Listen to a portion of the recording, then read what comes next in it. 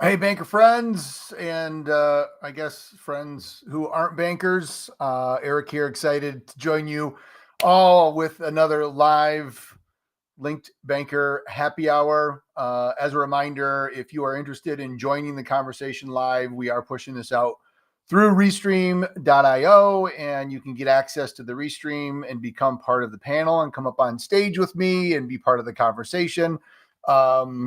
Let's see if I do this. Look at that. If you want to join live, go to www.thelinkedbanker.com/happy hour. When you go to that page, you're going to scroll down. You'll see two options. One will be join us live on the left. The other one will be register and join us on LinkedIn. If you're seeing this on LinkedIn, you probably have already clicked that button. But if you go to that URL, that will give you the ability to actually click and come up on stage. And looking forward to having you join me. So I'm just going to keep an eye on the waiting room and see who all shows up. Hopefully we'll get some folks to join me up here on stage, and we'll kick off the conversation. So got a couple of screens up, just going to keep an eye on things over here and see who joins and who is part of the discussion. So, but yeah, it is June. Summer is getting close. It's going to get warmer. Still hasn't totally hit up here in northern Michigan, so I'm waiting for that, but we'll see. Hopefully sooner than later, we'll get some nice toasty weather. So, but as a reminder, if you are logging in, just cover a couple of housekeeping items. This might be on repeat, and if you're here and you're not interested in joining me live, that's totally fine too.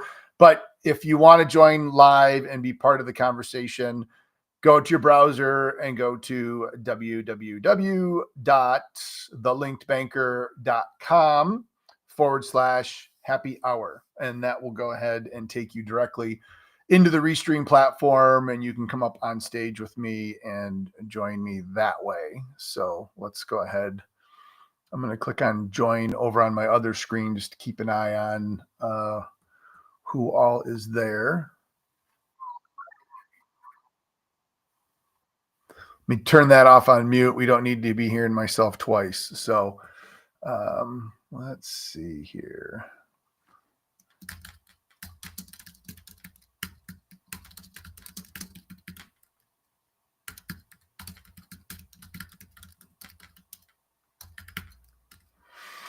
All right.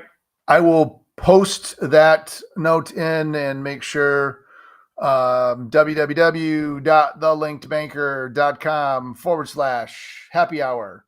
Go there, scroll down on the left-hand side of the page. As you scroll down on the page, you will have access to the button that says join live. And Martha, look at you, Johnny on the spot. I love it. There you are. Nice that you put your lipstick on. I mean, your picture put its lipstick on for today's discussion. Can you hear me okay, Martha? Hello, hello, hello. Can you hear me? So you're live. Yep. Can you hear me? Okay. You haven't said anything, so I don't know if your microphone is working or not yet. Test, test. There you go. All right. I just want to make sure. There's always that. Is it working? Is technology functioning the way that it should? What's going on? So anyway, hey, RJ, make sure if you are interested in joining us, I've got the link right here on the screen. Go to www.thelinkedbanker.com/happy hour. It was a piece of cake, right, Martha? Super duper easy. Piece of cake. Piece of cake. So go there, and if you scroll down on the left-hand side, you will see a link that will say join live. That will allow you to come into the Restream. I think Restream gives me the ability to pull 10 people up, and then after that, the screen gets a little cluttered. So if we have more than 10 people, that's great. You'll just end up in a waiting room. So RJ, make sure you do that. And then I know Craig and Dane were going to join us as well. So I've seen the notes, and actually I've got an update for Dane as well that we're going to chat about, and kind of a cool, fun little AI experiment that we talked about probably 3 or 4 happy hours ago. And I pulled the trigger, and I am now part of that experiment. So I'll leave that there as a little teaser for everybody. So when they join us. So, but rather than me continuing to ramble on, just as a reminder, make sure that you hit the link, join us live.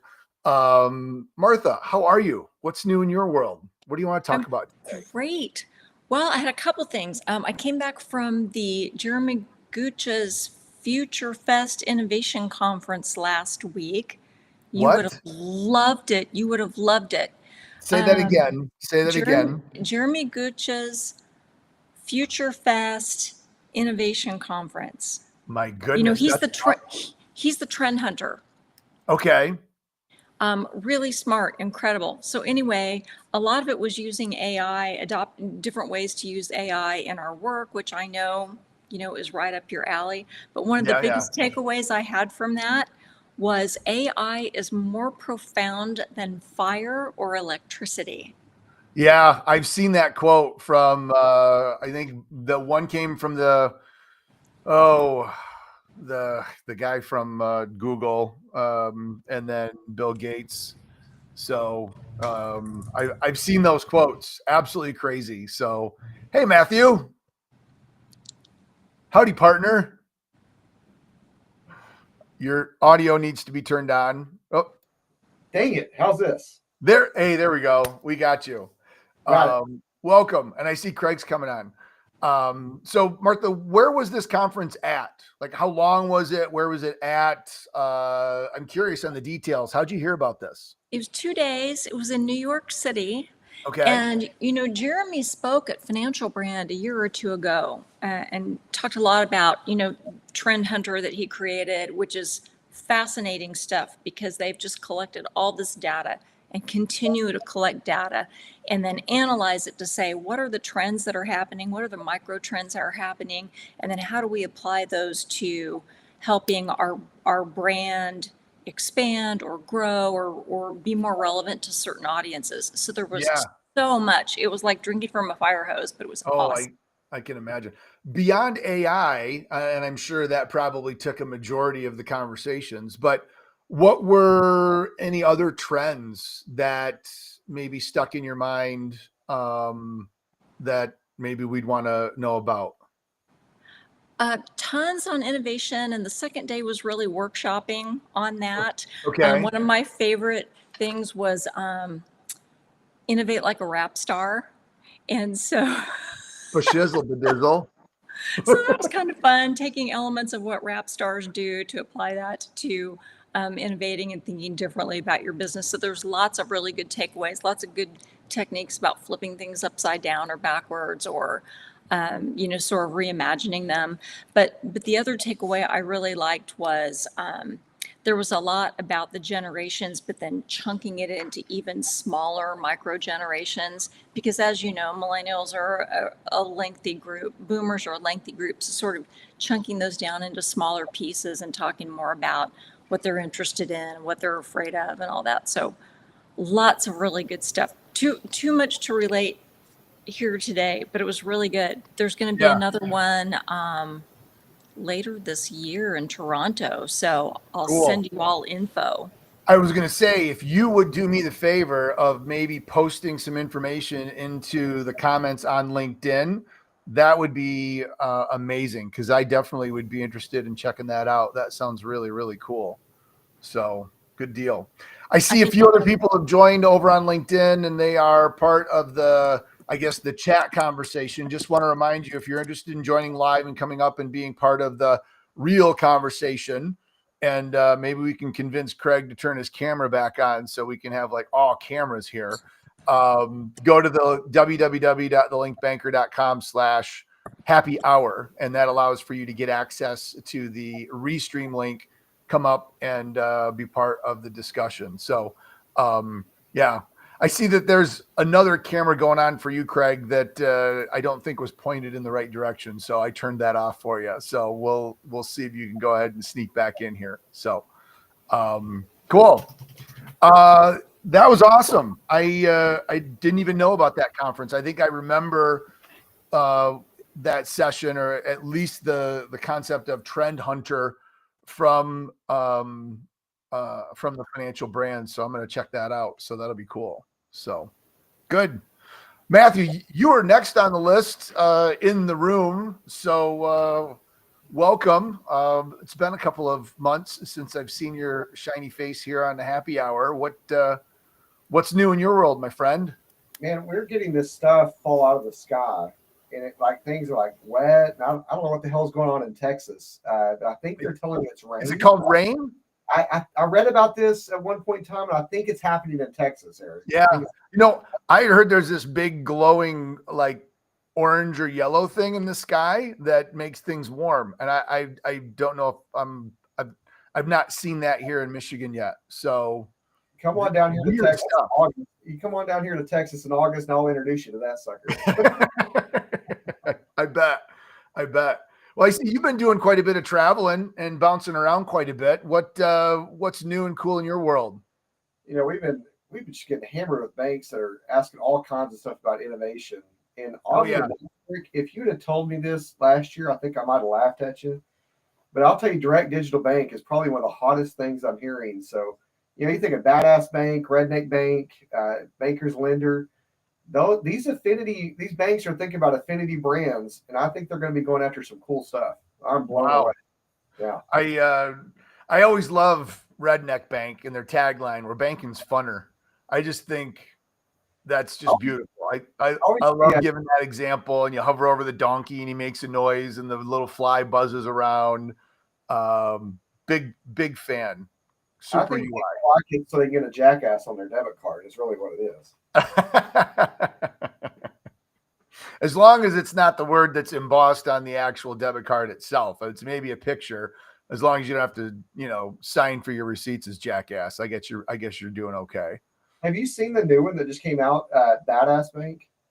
I have not. Makes me think of Brian Claggett, because he had the Badass Banker podcast for a while. I don't know if he's posted any videos, but I was on one of his very early shows and remember rolling up with a little glass of Metallica bourbon, because you're supposed to show up and bring a drink. Although these are called happy hours, so I could probably see where that would be appropriate. But I've not seen that one yet. Where are they out of? Who's buying that? Yeah, they're out of Kansas, small bank out of Kansas. They're trying to go after a whole other subset of customers. I think I was talking to somebody and he said, my wife hates this name, and I'm not so sure that my board likes it, but I think we're going to go after some really cool customers. So check out their website. Just Badass Bank? Yeah, badassbank.com. Go check out their website. I don't know why they didn't just get badass.bank, but maybe I'm the one that's being let me look that up. Maybe FTLD was like forbidden that because it said badass and they didn't necessarily want to. It is badass.bank. It is badass.bank. That's pretty badass. Whoa. Nice. Well, they're getting some extra love here on the LinkedBanker Happy Hour for the tens of people that are involved in this stream. I'm joking. So anyway, so I see, Joe, you've made a post. Joe, you got to go to got to open up a new tab. Go to www.thelinkedbanker.com/happy hour. And there is a button on that page, if you scroll down, that will get you access to joining the live stream. So for whatever reason, LinkedIn doesn't give you the ability to get access directly to the live stream from LinkedIn. But you can go to that, and I'll post a comment into the chat as well. So cool. Any other badass banking news that you want to share, Matthew? Yeah, I me, Eric, I'm always the optimist about community banks, right? I mean, it's the thing.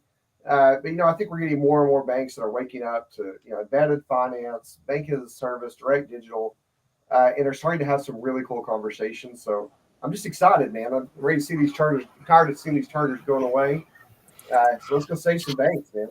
Yep, absolutely, absolutely. And what you're doing over at Bankers Helping Bankers is awesome. I would encourage any banker either watching live or catching the replay. If you are a banker and you're not part of Bankers Helping Bankers and joining Matthew and the family that's being built there, I would strongly encourage you to do that. That's good stuff. There's no cost.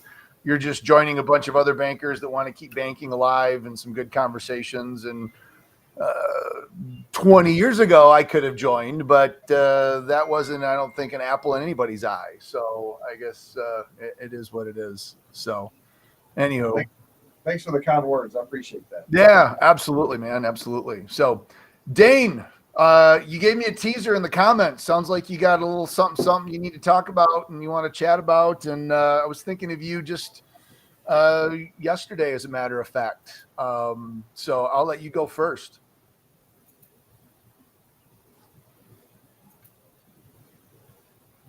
All right. Maybe not. Dane, can you hear me? Yes. Can you hear me? Yeah. Well, I can now. So I just teed you up. I said, Oh, I'm sorry. that's okay. I had a little moment yesterday that made me think of you and Chris from a prior show, but you had put teaser into the chat that something was coming up for you. You wanted to share it. So what's going on in your world? Oh, yeah. In my world, I've just joined DBSI as a transformation consultant. For those of you unfamiliar, DBSI is a firm based in Arizona. They're basically a design build firm, and they do everything with community banks and credit unions, and everything from building branches to renovating, remodeling them, putting together consultative services, deploying fleets, ITM fleets, security systems, cash cycles. Any of my things that I do is I outreach to banks, and I've been assigned to Northeast United States. So basically, what I'm doing right now is just networking and meeting people, and it's an exciting time. And I also they have their own conference they hold in March, Visionary Voices, and the keynote speaker, of course, EJ Chris, who is the CXO there, and also Jim Maris was there, and I got to meet him, and he was a really nice guy. It was nice to finally meet him in person. Very cool. Yeah. Good. Well, the reason I was thinking of you, and this goes back probably 2 or 3 months. Oh, and he just dropped off. The reason I was he made the announcement, then he's gone. See you, Dane. Good. But the reason that it made me think of him is one of my good friends, Chris Lawrence, and Dane ended up connecting. Oh, here he comes. He's coming back. I'll wait until he gets in. This is the joy of a live show, right? You just get all sorts of ins and outs and who knows what's going on. I got Joe Sullivan in the waiting room and the camera's looking at his trackpad on his laptop. So we'll get that fixed here. But when you had connected with Chris Lawrence and we had talked a little bit about that Sintra AI employee platform, there was the offer that Chris would buy it, you guys would go in, and I don't think that ever materialized. Well, I've been on their mailing list, and I even joined their little text list, and they shot me an offer the other day that I just couldn't refuse, and it was like 70% off, and I was thinking of you, and I actually pulled the trigger, and so I got a significantly discounted platform. Those of you that aren't familiar with it, if you go to Sintra.ai, I will guarantee you will start getting remarketed and retargeted with these cute little robots, these little spacemen. I think there's 12 of them. And each of these little spacemen and spacewomen are responsible for various elements that a business typically does. You've got a data researcher, you've got a virtual assistant, you've got a social media person, you've got an email marketing person, you've got a financial person. But these people are kind of characterized apps, if you will, built into little digital spacemen personas as little cartoons. And one of the things that I thought was really cool about this is after I pulled the trigger and got my account set up, it actually walked me through an onboarding process where it asked me a series of questions about me, about my business, what differentiates us, why are you special, what are your products and services, to really get an understanding of what it is that you do. So these employees, these agents, could actually provide you with legitimate assistance. And one of the very first things that I did is I asked the question and it said, oh, this is your business development employee that's going to take this question for you. So it selected the right little space person, and they all have cute little names, and I've not memorized their names yet. But I said, what would you, knowing what you know about me and my business, what would you suggest as a low-hanging fruit, the fastest and most likely way for me to have an impact on my business revenue in the next 12 months? And it came up with an idea that coincidentally was something that I talked to my business coach on just an hour and a half prior to going through the onboarding process, because it gave a suggestion related to artificial intelligence and a training program and some other stuff. And I sent it to my coach, and I just thought it was a really interesting observation. And whether you buy a platform like Sintra or you're using a custom GPT or something else, it's really kind of interesting to think about the AI as a thought partner. I think we talked about this in a Banker's Book Club session that we did on a podcast recently, but Jeff Woods, with his AI Driven Leader book that's come out, talks about using it as a thought partner. The more it knows about you and give it permission to ask you questions, the more valuable it can be. And it was really kind of fun, instead of just putting it into like a prompt into Chat GPT or Gemini, to have these little robots seem like they're like asking you questions. And every day, and I've only been using it for a couple of days, each of these robots will come up with an idea that you can either swipe right or swipe left and say, you know, well, that's a good idea. I'll try that. Or no, that's kind of dumb. I don't think that would. And you're teaching the AI what works and what doesn't work. And you can give it access to different parts of your world. So you can give it access to your Gmail or your Outlook or your calendar, and it'll help you organize that through the virtual assistant AI employee. So it just made me think of Dane and you know, I think I got it for like $140 a year. And I know I've spent way more money on dumber stuff. And even just to have the experience of going through was, in my opinion, worth $140. So it was pretty cool. It was a lot of fun. So that's my little Sintra story.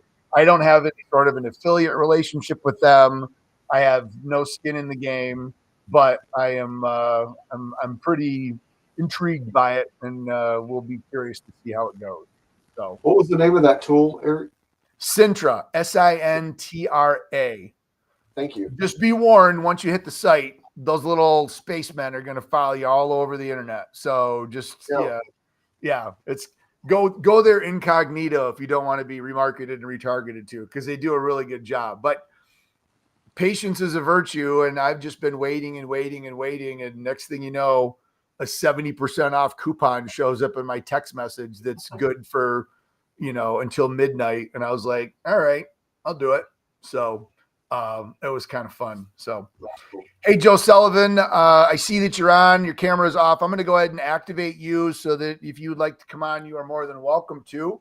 So I'll just keep an eye when you are there, and I'll turn you back on. Oh, I see something moving there. While we're waiting for Joe to come back on with camera, Craig, welcome. You're the next one up on stage.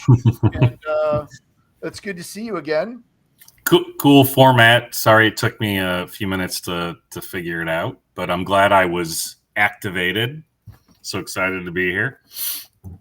You had like 3 cameras going on, and I turned it on once, and it like pointed at you need to make your bed, dude. That's all. Yeah, I know. When I joined at first, I was down the living room, and my wife and my son were watching me, and all of a sudden, my AirPods, it didn't come out, and they're listening. They're like, "What are you doing? What's going on? What's going on? What's happening?" But yeah. So anyway, what's new in your world besides running around the house avoiding the children and the wife?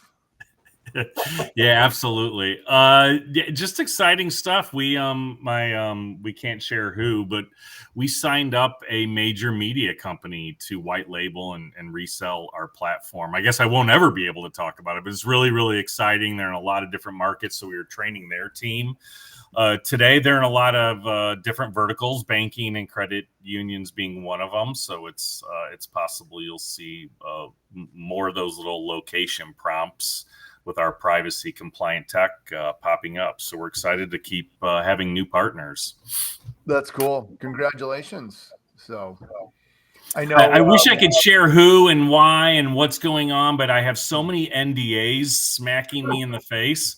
I feel like I can't talk about anything. I was going to say probably on a live / recorded, if you want to call me later, wink, wink, nudge, nudge. Yes. And, I can coax it out of you. Then, I promise to pinky swear and not tell anybody, but yeah.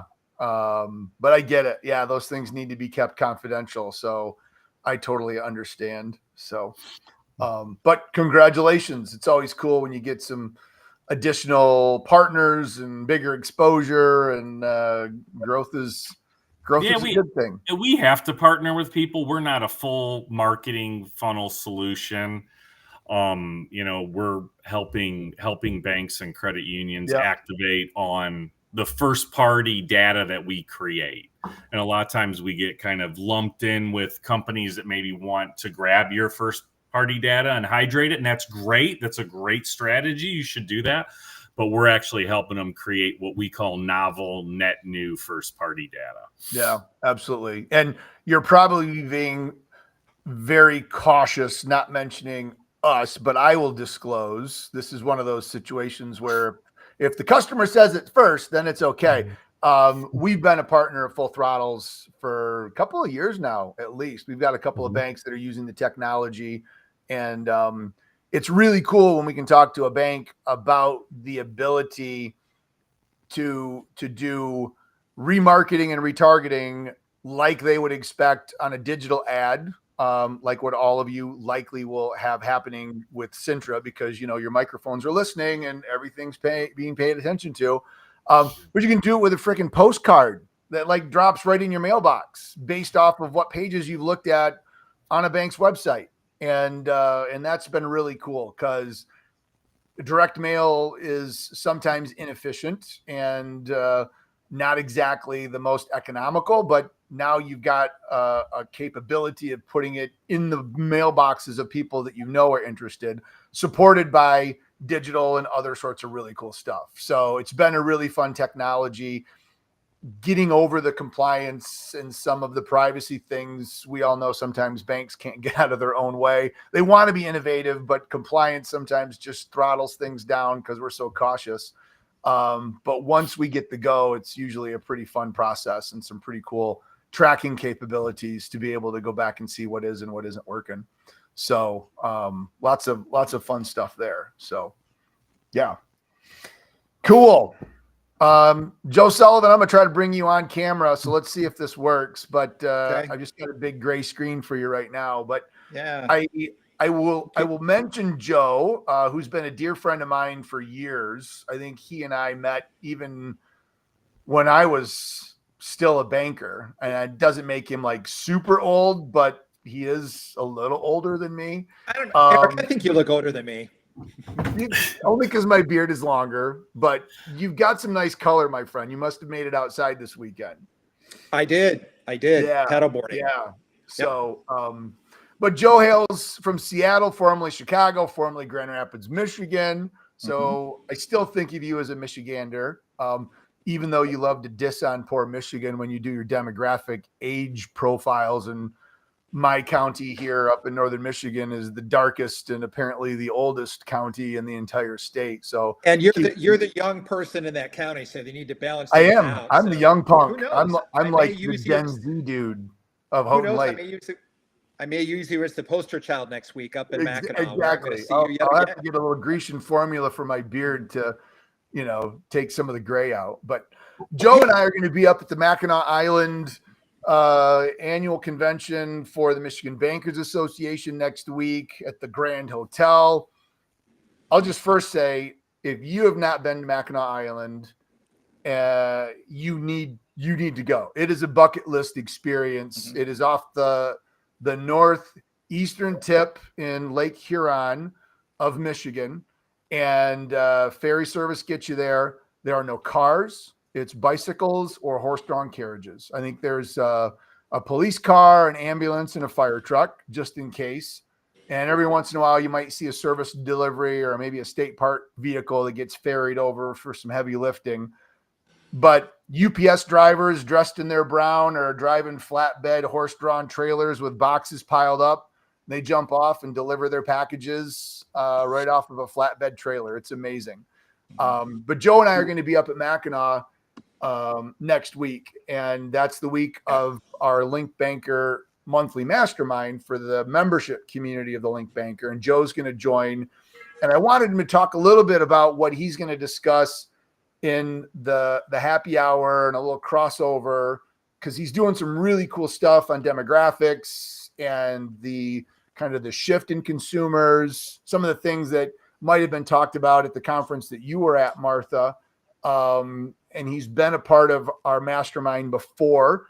And he and I teach at the Graduate School of Banking, and just can't say enough nice things about the man. I'm hoping he'll buy me a drink when we get to the island because I'm bragging him up. But Yeah. Hey, can you hear me, by the way? Can you hear me?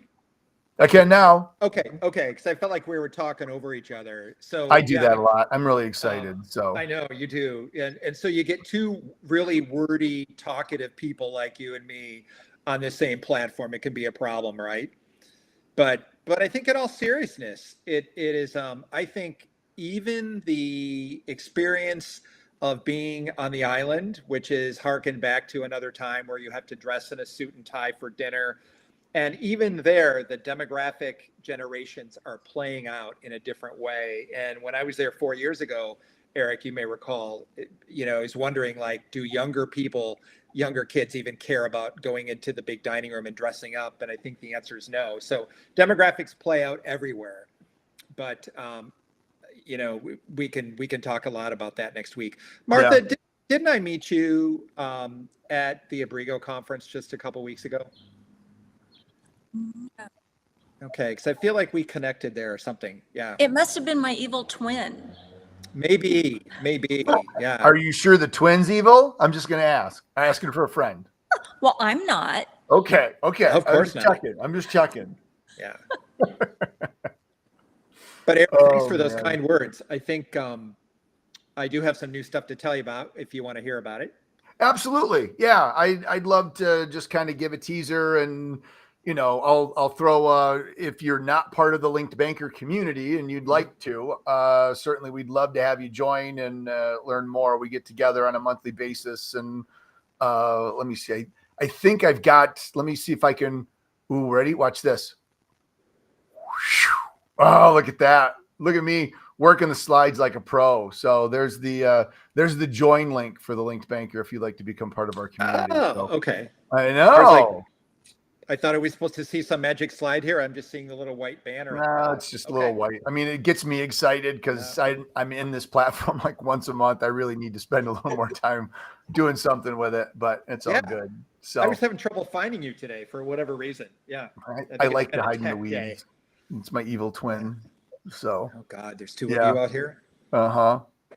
So give us a couple of just takeaway nuggets that you're going to talk about in the mastermind, as well as with the bankers in the pink and white striped grand ballroom at the Grand That's Hotel. right. That's right. And then I'll tell you about something else. But here's the reality, folks. It doesn't matter your business, whether you're a speaker, consultant, banker. The aging of the demographic is playing out, and it's playing out in the state of Michigan in epic proportions. As a matter of fact, Michigan has one of the lowest birth rates in the country. So I'm going to talk about how, we have to stop talking about millennials as the young people when the oldest one will be 53 years old by the end of the decade. We have to talk about, and I will, how as consumers age, that their financial needs are changing, and a lot of times bankers are not paying enough attention to what that means. So last week I was in New Hampshire keynoting their annual meeting, and that is literally the oldest state in the country in terms of the number of people above the age of 65. And what it means is that the traditional community banking business model is not only at risk, it's really almost irrelevant. And so demographics matters because it means they're going to have to transform their business model. I'm going to lay out how to give themselves an assessment as to what their business model and how viable it is, and 3 things that they can do to start moving that ahead to take advantage of changing demographics. So that's at a very high level. So Eric, you've heard me talk about demographics for years, but this speech that I'm going to give in Michigan next week is some of the familiar, but it's going to say, now what do we do with our business model as a result of that? And I think that's what community banks are facing, a disproportionately older set of customers with changing financial needs, deposit concentration, not enough younger loans, all of that. So we're going to get to the bottom of that, and they're going to walk out of there with action steps. So it's a keynote, but it's going to be one that the audience is working even harder than I do in delivering it. Yeah. Awesome. Good stuff. The 3 of you, any comments or thoughts on that from a demographic perspective? I know you're all touching banking in various different ways. What do you guys think about that? Yeah, I think you're keen on something pretty dang important. I was talking to my son. I was telling this story. I did a keynote the other day, and I was telling a story. My son, he's 24 years old, calls me up and said, "Dad, I'm going to go open up an account with this fintech." Now, he doesn't say fintech. I'm just going to open up an account with this app. I was like, "What does that mean? Why do you need that?" So he starts walking through all the stuff and things. And so I asked him a question. Where all of a sudden I realized I failed as a dad. I said, "Well, is it FDIC insured?" And the generation didn't even know what that means. He goes, What does that even mean? So I think as bankers, we've got a prime opportunity now to come in and start showing the value of having an account, having that deposit account, and start hitting this next generation. And we can do this with partnerships through fintechs. So instead of fighting the fintechs, I think there's a way that we can come together and we can go after way more deposit accounts or more lending accounts we've had before.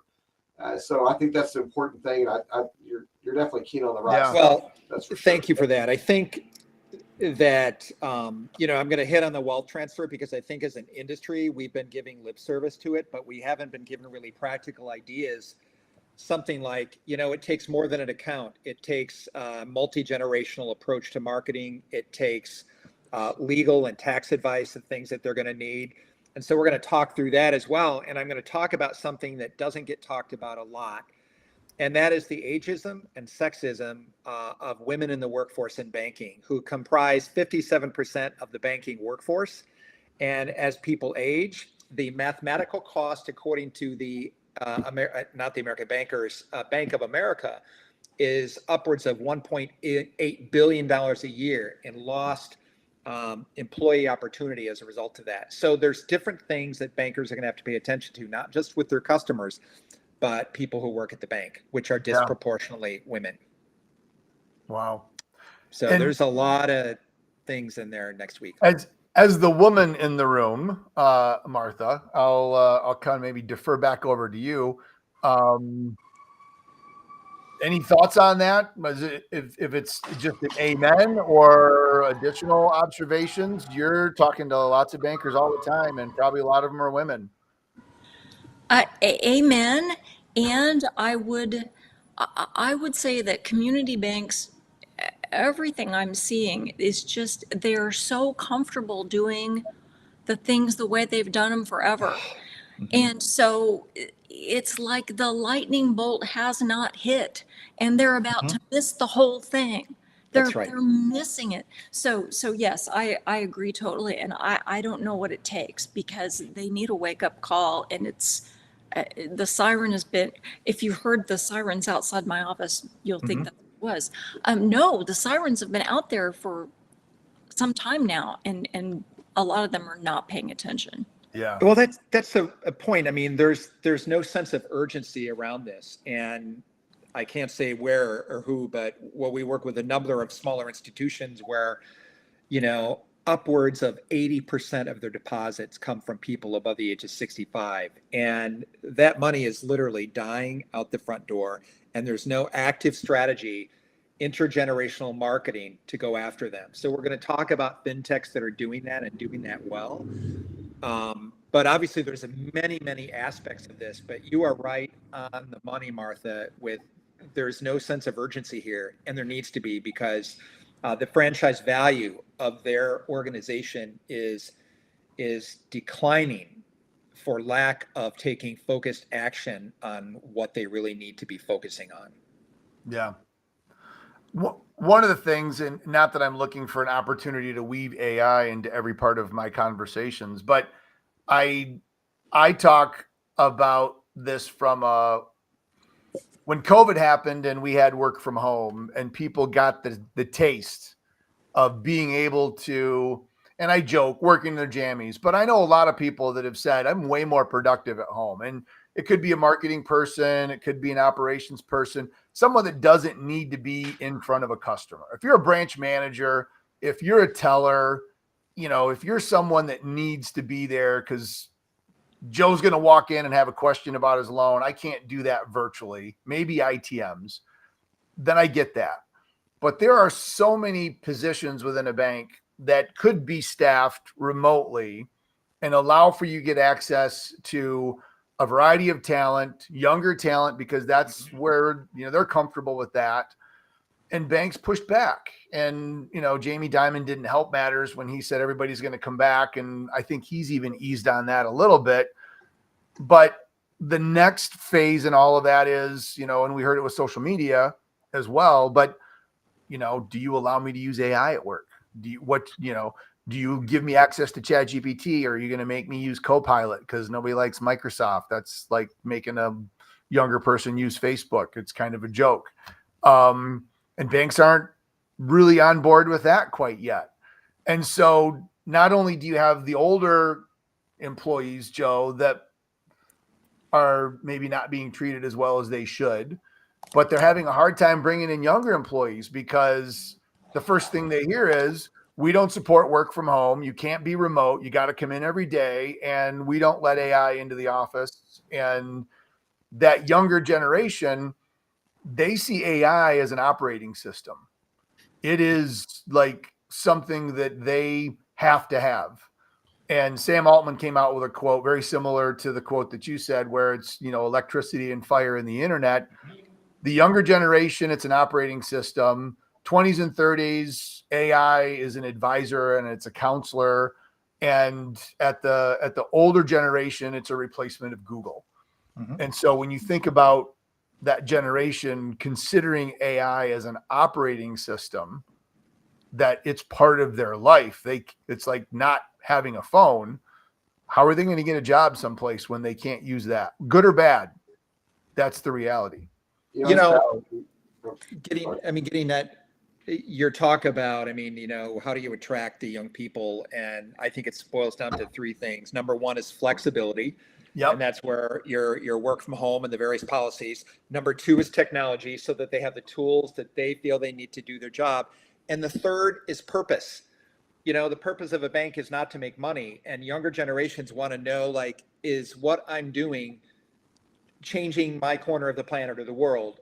What's the purpose? And so you've got to be looking at and communicating job availability and career availability through the lens of purpose. And so I kind of boil down to those three words.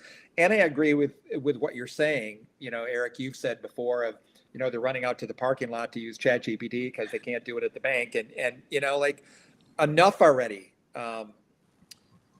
Because I think they're gonna save this banking industry. I think the younger people, and I'm going to ramble here for just a second, but during the Great Recession, we talked about how millennials pulled the banking industry out of the funk. And then after COVID, it was kind of like Gen Z. And so they have a more innovative way of seeing the world that is not built around what we can't do, but instead, how do we get done what we know we can do?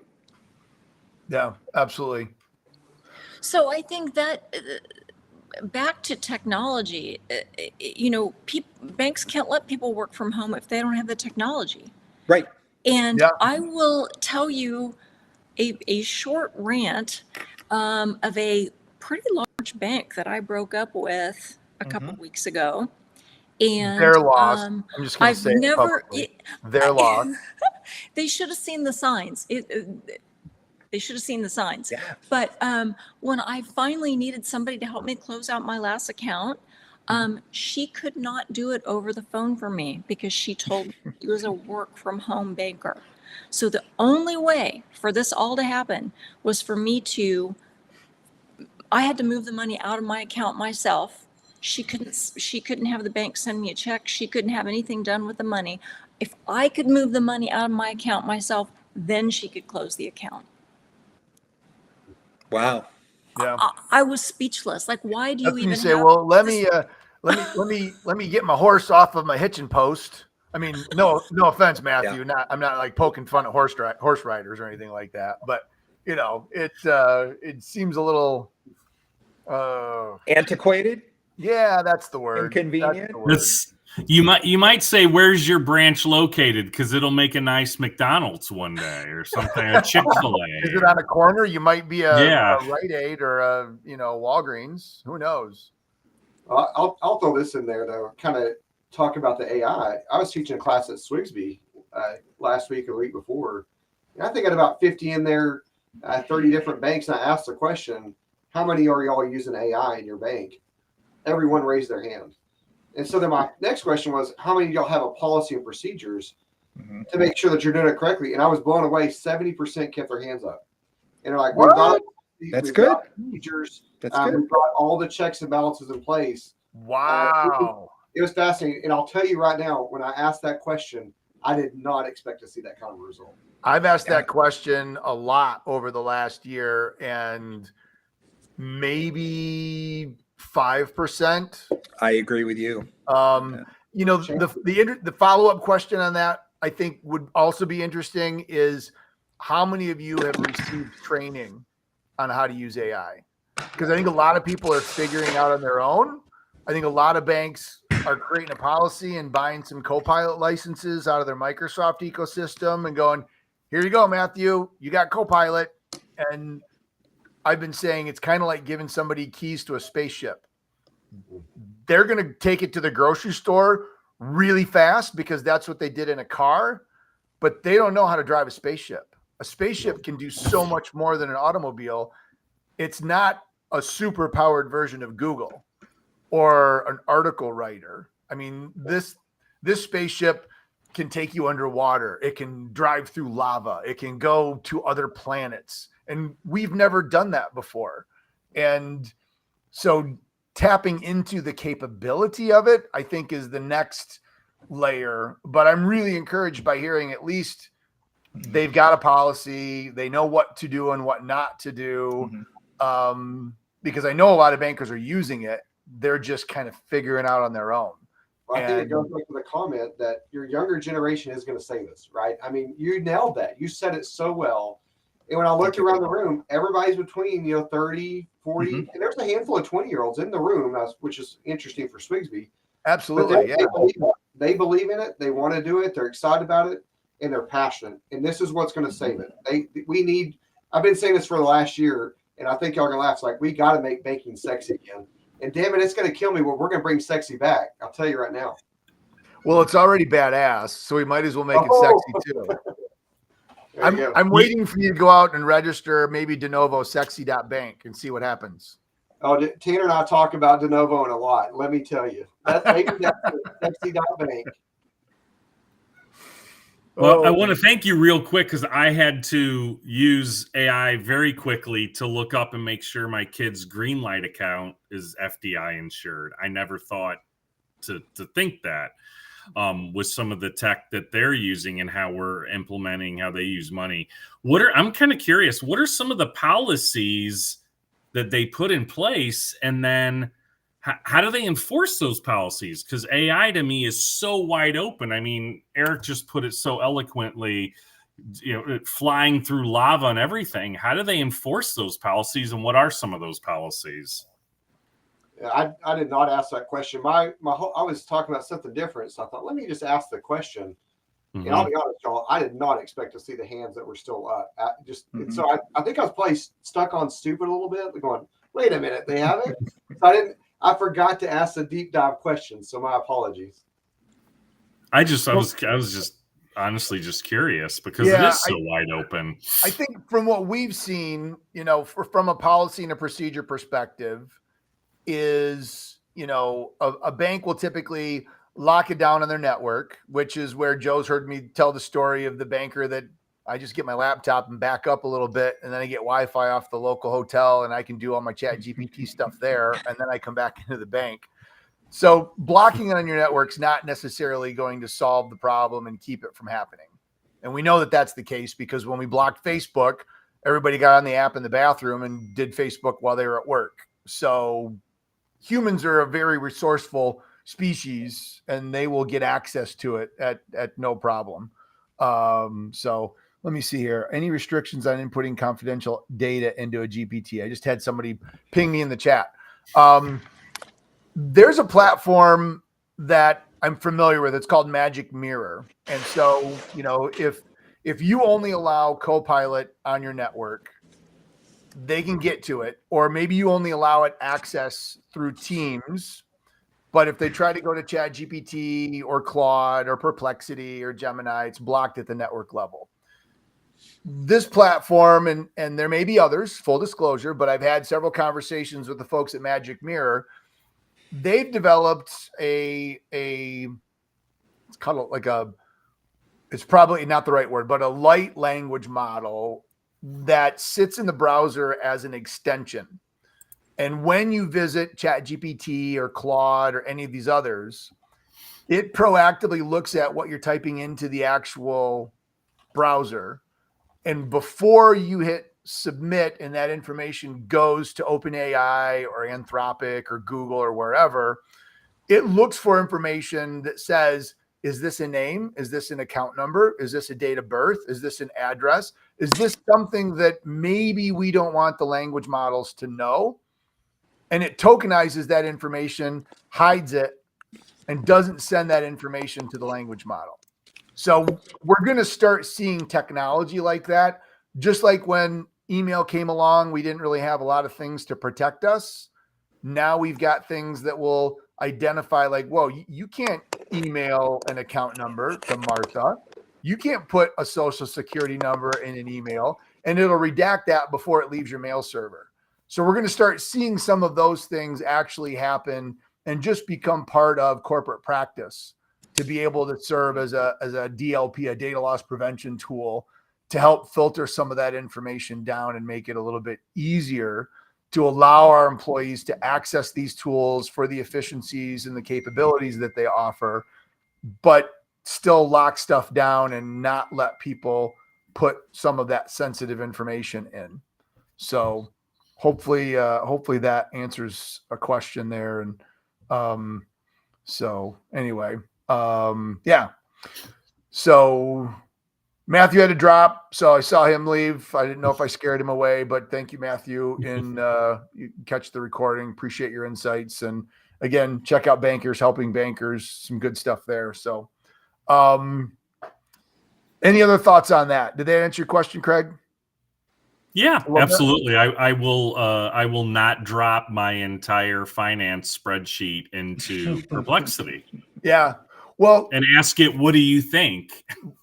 You could do that as long as you don't tell Perplexity who you are and there's no account number information. Oh, that's true. Okay. There's ways that you can anonymize that information to still allow for these tools to help you understand what's going on.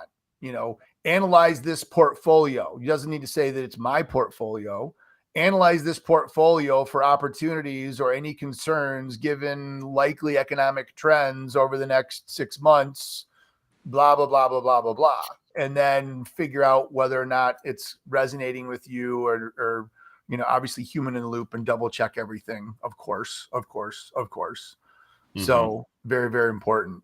So we've seen that as an option. Tie it back to some random number that you can identify when you pull that data back out of the platforms to be able to see what's going on. So in the last 6 minutes that we've got together, anybody else have a final topic that they'd like to bring us home on? Yes, Martha. Total change of subject, but I was listening to the ABA Banking Journal podcast this morning, and something new came across my radar. Sweet. And maybe you all know about this, but it was First Amendment audits, where basically some random citizen muckraker starts filming outside the bank and starts trying to film in the windows, and then tries to come in the lobby and film, and they try to create conflict so that the police will come and haul them away, and they want to film the whole thing. And there are some who are doing this and putting it up on YouTube and earning lots and lots and lots of money, and is happening according to the podcast a lot in Kansas and Missouri right now. And so wondering if you all are hearing anything about this and how somebody is preparing their bankers to deal with this should it occur in their branch. I have heard of this and have a story, but I'm going to pause and see Joe or Craig, either of you. Have you heard of that before? It just sounds very familiar with like what's going on right now in Los Angeles of trying to provoke trouble by taking citizens trying to express a point of view. But am I hearing you correct, Martha, that what they're trying to do here is just record confidential conversations going on in and around a bank branch? Is that what you're getting at? No, they're trying to do the same kind of troublemaking to get somebody to call the police, and they're filming the whole interaction, but they're doing it specifically to banks. Yeah, Joe, it's right. It's it's protected free speech in public. I don't think they could go in the bank. The bank could ask them to leave. Okay. But if they're outside and they're videoing, what they're hoping is to incite that the bank feels like they're being maybe staked out by video. Then the police show up, and if the police are well trained, they can't stop them because they're in public. So they record this whole interaction with the police, and then they're posting it on YouTube and other social platforms. And like Martha was saying, that they're making really good money. And the problem is the more we talk about it, the more people watch it, the more, and it's just this endless cycle. And it's really unfortunate because it wastes time and effort, and Well, I think it's also the bank security guards, the security people. So there's that aspect of now the bank's name is splashed all over this thing. There's an element of defamation and reputation protection. Banks will approach that and demand that they stop and sometimes get a little passionate about that. There's also an attempt at the person doing the filming to eventually elicit enough of a reaction where there's potential legal grounds for assault or some other way where you're infringing on my First Amendment right. So now I'm going to sue you. And so there's the potential threat of legal. And then because they're filming it, you get a bank manager that gets all fired up in front of a camera. That's an issue. I know a banker down in the Indianapolis, Indiana area that had this happen multiple times. And she shared some thoughts in the marketing forum that I facilitate for the IBA. And she just shook her head. She's like,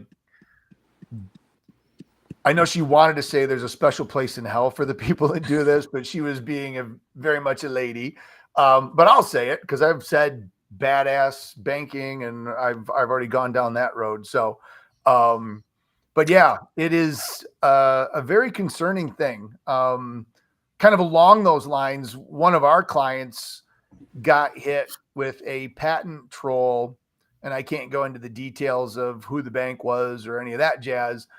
But long story short, somebody claiming to own the patent for a particular type of encryption that exists on every single website out there and going after banks, financial service providers, insurance companies, and claiming that because the website has this encryption technology that they are violating a copyright or a patent infringement and requesting settlement and going after and it's ridiculous because it's on every single website out there. And there are people that just figure out ways they can work the system to try to make an easy buck. And it's unfortunate. And it kind of falls into line. When you started talking about this, it immediately brought back goosebumps in a bad way of this patent troll situation that we were in. So not cool. So,